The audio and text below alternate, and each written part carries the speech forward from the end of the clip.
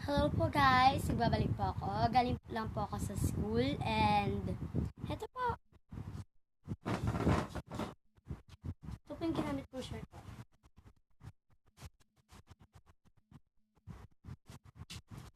Binili ko lang po siya sa palengke. Mga 300 pesos po plus. And eto po, kumakain po ako. Galing po lang ako sa school. Kagagaling ko lang. Ito po yung ginagamit kong shoes. Night, meron pa po ako din sa labas. Nahihiya po akong lumabas. Maingay rin po sa labas kasi meron pong ginagawa sila ate ko.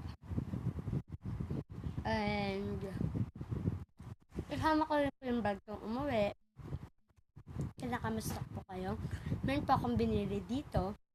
Pang designs dito sa room ko. At gagamitin ko.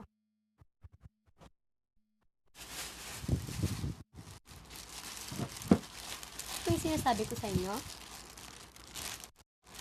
Ito po yung pandayan na sinasabi ko. Ginamit ko po to for school. Gagawa rin po kami ng kwan. Mura lang po siya.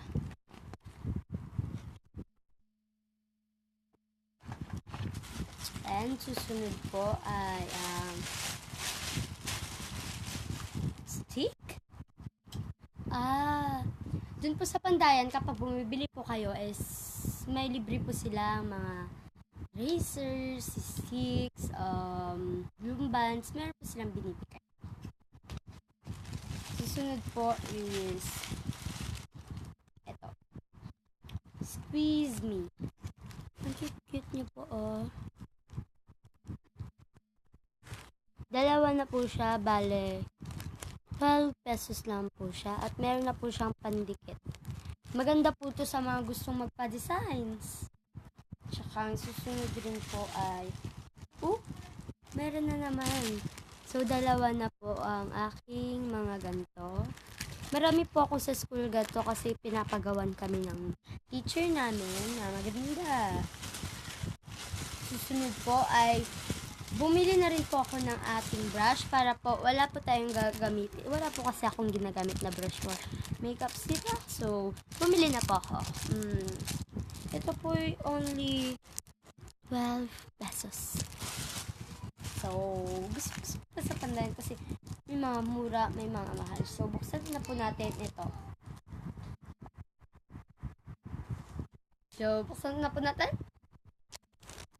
Ito pong unang laman ay pagbubuksan na ito. Sorry po guys kung hindi ako makapag-English. Ayoko lang po talaga. Hindi naman po sa epal ako.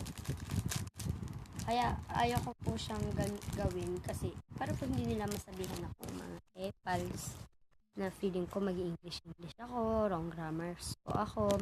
Sorry na lang po sa kapag nagro-wrong grammars ako. Yun po talaga ang bisyo. Una ko pong papakita ay for your ito po. Para po sa kilay. Maalagaan pong ating kilay. At susunod rin po is thumbs up. Susunod po ay ang aking brush. Ang cute niya po. Ang liit-liit oh. Tapos may glitters po siya. 12 pesos na. Ang smooth. Susunod po ay for lips. Oops. For lips po oh. Ang cute niya rin po. May glitters po siya. Susunod naman po ay ang ating for eyebrows. Ay, eyebrows ba? Dito po, nakalimutan ko na po kung anong tawag doon. So, comment down below na lang po. Then, susunod naman po nating pan ay eto. Hindi ko alam kung paano to.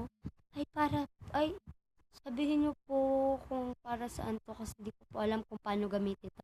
Pero for kwan po ata dito di ko po alam kung anong pangalan nito kaya comment down below para po may matutunan rin po.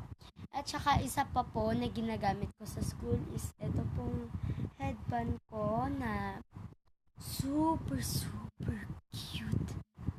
Ito na po siya. Oh, diba po cute niya? So kapag sinuot ko po siya ay